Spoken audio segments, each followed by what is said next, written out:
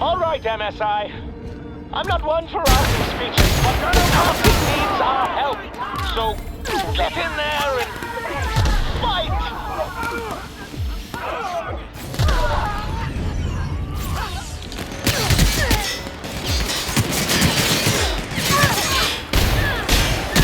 Captain! That's the last of them. They're on us. Don't mess with us. Time to collect a fine bounty.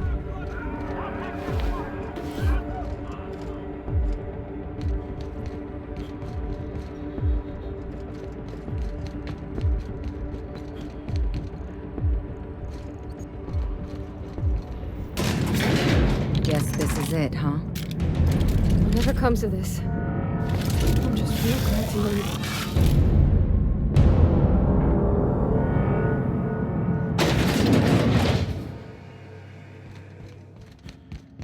You know, I could have sworn I tested you for hearing loss. Because I did say skip the Hope to Terra 2. Terra 2, not Tartarus. We could have saved this colony, you know. That was always the plan. I revive you, you do as I say. I tell you to go there, get me this, shoot that, and you do as I say. If you'd just listened to me, we could have rescued everyone on the Hope. We could have been the saviors of Halcyon. But you didn't listen. No one in this damn colony ever listens.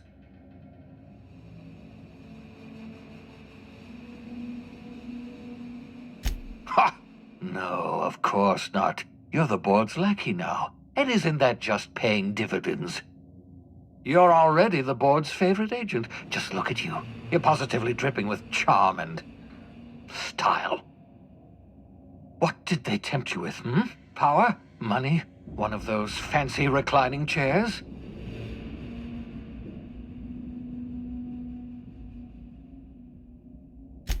Of course you do. You and your iron will. You've always been driven by powerful convictions. Once you set your mind to something, you are impervious to arguments. This is how the board operates. It's not enough that they should win. They must see me fail. Well, I haven't failed, do you hear me? I still have one last gambit. I've got Adjutant Akande here with me, and I'm going to put a bullet through her eye.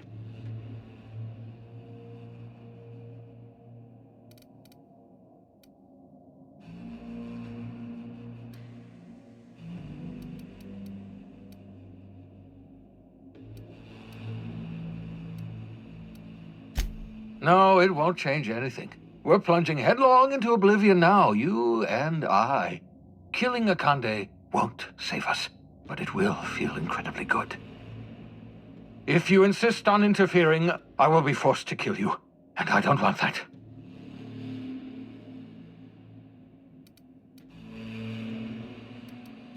I don't, you backbiting, double-crossing ingrate! I loathe everything you've done, but I was the one who revived you. I hate destroying my own projects. I can't imagine we've got anything left to say.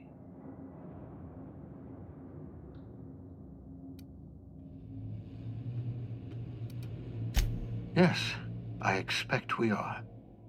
I've programmed the Labyrinth's mechanical warden to kill you on sight. I'm sorry to have to do this, but I can't take any chances with you. You were my greatest success, and my greatest disappointment.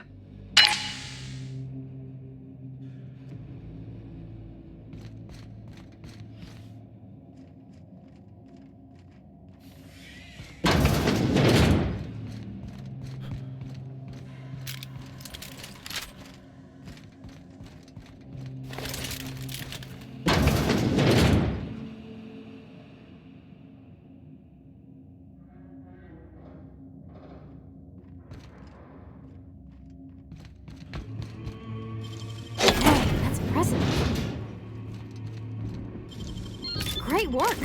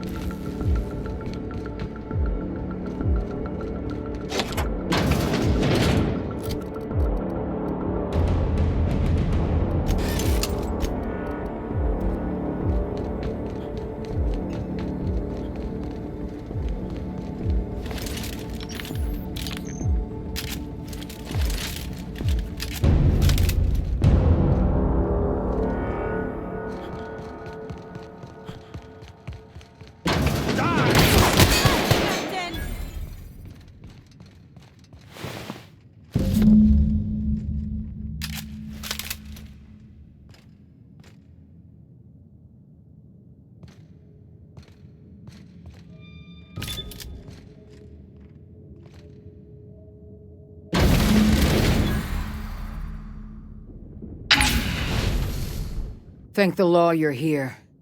That madman was out of control. You were right to put him down.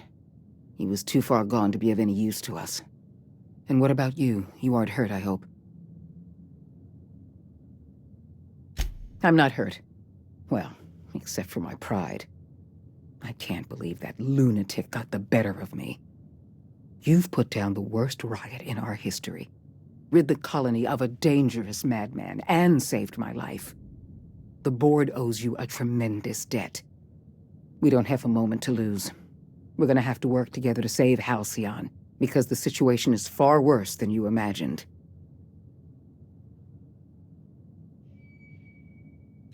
We've lost all contact with Earth.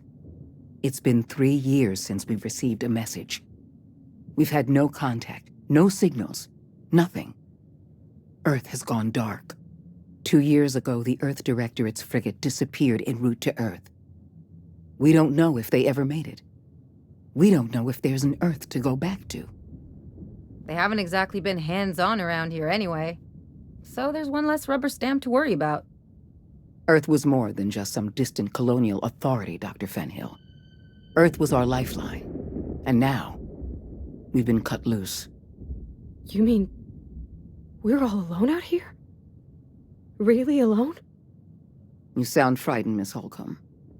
You should be. Fear sharpens the mind. We're alone, Captain. That's all I know for certain. Whatever happens to this colony, we're going to have to deal with it on our own. Returning to Earth is not an option. I'll answer however I can.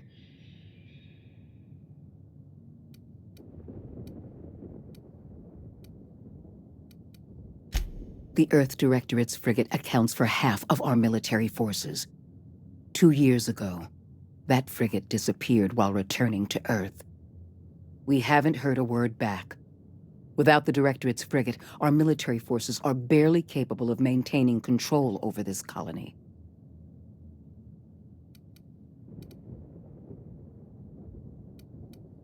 I couldn't risk this news getting out. Before you, the 2 people in this colony who knew the truth were Chairman Rockwell and I. I had every intention of telling you the truth after you'd skipped the Hope to Tartarus. Unfortunately, Phineas Wells chose that moment to start a riot. Yes, we do have a long road ahead of us. But I have faith in you. The service you've done for this colony is nothing short of extraordinary. You're the reason I'm still standing here today. The board will survive because of you. And as the board goes, so goes Halcyon. It's time we carried out the program. I trust I can count on your support, Captain.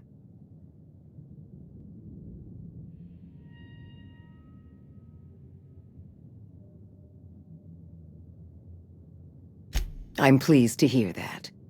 The program is too important to hand over to the board's bureaucrats. That's why I'd like you to take the helm. I'll see to it that the Lifetime Employment Program operates under your supervision. We'll work together to save this colony. We're on our own now. Earth isn't coming to save us, so we're going to have to save ourselves.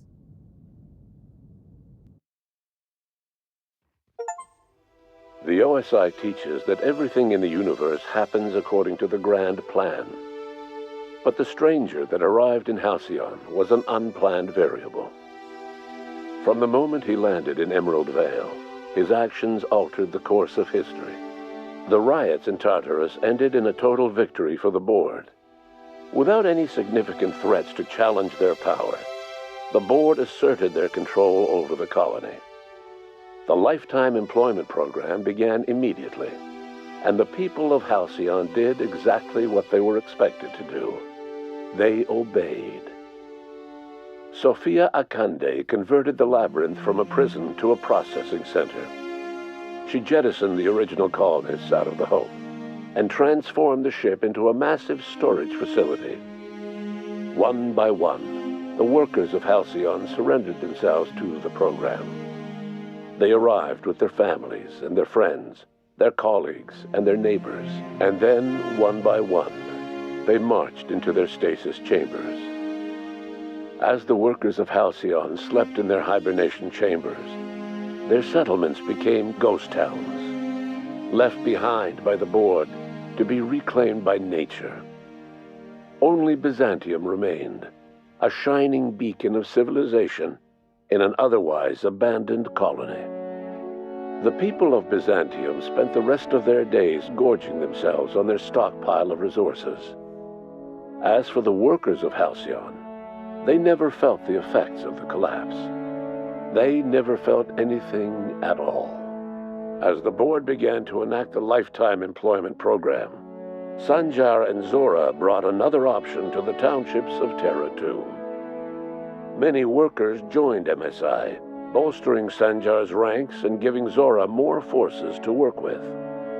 Though none of Sanjar's policies spread to Byzantium, many smaller townships that might otherwise have been shuttered thrived under his and Zora's combined leadership.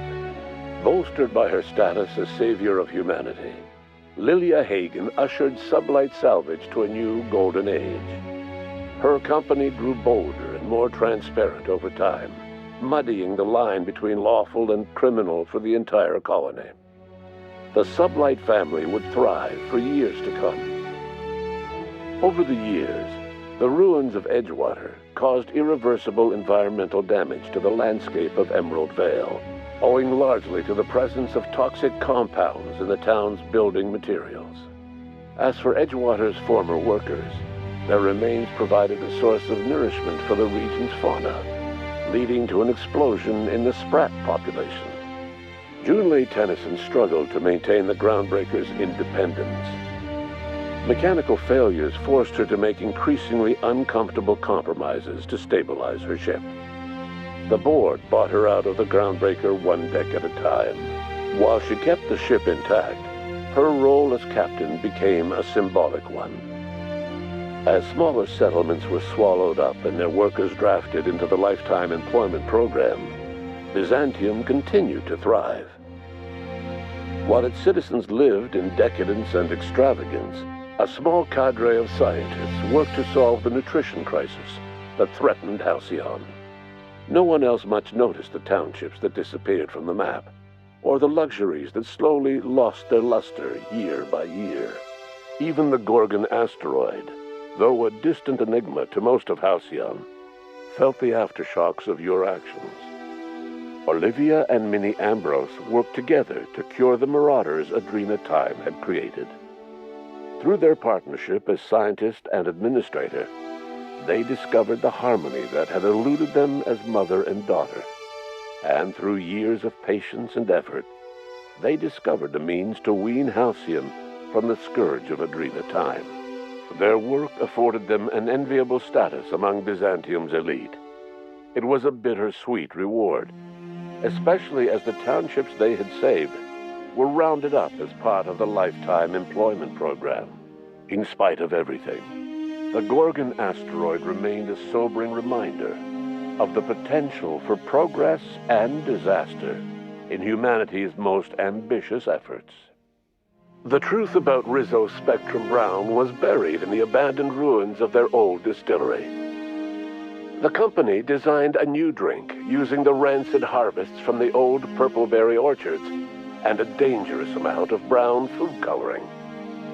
This second launch of Spectrum Brown was sold in Byzantium at an exorbitant price. It was incredibly popular. The death of her sister left Ruth Bellamy disillusioned. She eventually lost interest in Byzantine culture and spent more and more time alone with her memories of Belinda. She only emerged out of isolation to speak out against the lifetime employment program. Her opinions earned the contempt of the elite. She was last seen departing from Byzantium in a private craft. No one has heard from her since. The lifetime employment program led to a boom in the aetherwave industry as more and more Byzantines demanded entertainment. With the absence of Ruth Bellamy, the question on everyone's mind was, who could be the next Halcyon Helen? Burbage 3001's performance during the investigation on Eridanos made it the ideal contender for Helen's replacement. Some years later, after Odeon Pictures released the brand new Burbage 3002 model, it was found mysteriously destroyed by a plasma weapon. Cedric Kincannon did not take kindly to losing the vast majority of his subordinates to hibernation. Despite the board seriously entertaining the idea of offering Sublight a seat, Cedric was nowhere to be found. Any theories that he left Halcyon entirely to begin a new life on some undiscovered asteroid with his former secretary Eileen are, of course, just theories. With the board's newly renewed grip on its seat of power, the public's increased interest in the aetherwave industry, and the death of his primary acting rival, Spencer Woolrich expected to return to the limelight as he so rightfully deserved. Much to his chagrin, however, his roles remained few, and quickly grew fewer. As his fall from stardom solidified, Woolrich found himself reassigned to menial labor and placed in suspended animation to support the Lifetime Employment Program. It seemed that as much as he had resented her, Halcyon Helen had been all that separated Spencer from complete irrelevancy. Tossball in Halcyon changed dramatically after the Lifetime Improvement Program. With roughly half of the league's players in hibernation, existing teams were forced to merge. The upheaval caused a great deal of infighting between longtime rivals, who found themselves on the same side of the tossball hump. This, in turn, led to a pronounced increase of knives during play, and a period in tossball's history known as the blood loss across the toss. Bertie Holcomb groused in private about the general fictation of tossball spectators. Once, enraged by the sight of a Byzantine seated in the front row with a fancy drink, Bertie leapt over the dividing wall to the stands, seized the offending beverage, and stabbed the man in the hand with its tiny umbrella garnish. New laws against this infraction were created after the game. Bertie Holcomb would live forever in the annals of tossball history as the first player to have received a penalty for audience participation. With the situation in Eridanos taken care of, and with Byzantium's sphere of influence rapidly expanding, attention on the Prophet of Profitability's productivity seminars multiplied 100-fold. High-rungers all over Halcyon flocked to Eridanos and its newly opened Productivity Expansion Reserve. The Prophet herself remained at the forefront of her discipline, until a violent encounter with a rival spy, actually no more than a curious fan, saw her fade into the background for the remainder of her days. Your influence shifted Ellie's perspective. She finally admitted, albeit grudgingly, that she just might need other people. Sometimes. With a steady income from the life insurance payouts, she was finally able to afford a ship of her own. She hired a small crew and flew supply missions to communities on the fringe. Some of them were even legal. As the board reasserted control over Halcyon, Felix came to realize that his life as an upstart rebel had come to an end. The board's victory crushed any hope for a grand revolution across Halcyon. And so Felix, once again, found himself without a purpose in life. And so, disillusioned with his former boss and with nowhere left to go, Felix left his crew without saying goodbye. He was never heard from again. As a reward for his part in her courageous rescue, the adjutant invited the vicar known as Max to become one of the leaders of the Order of Scientific Inquiry. But Max had no interest in serving any organization, let alone the OSI, which he knew would never tolerate his heretical theories. Instead, he attempted to minister to the people of Byzantium. They rejected his ideas, being far too satisfied with their own material comforts. Disillusioned, Max gave up and left the city. He was never heard from again. Once the matter with the Hope colonists was resolved, Junlei bashfully asked Parvati if she'd like to join her permanently on the Groundbreaker, and Parvati enthusiastically, if somewhat awkwardly, agreed. As the board began to roll out their lifetime employment program, Parvati was increasingly plagued by dreams of freezing to death, and rarely left their shared quarters. Stymied by dwindling resources, Junlei struggled to keep the Groundbreaker afloat.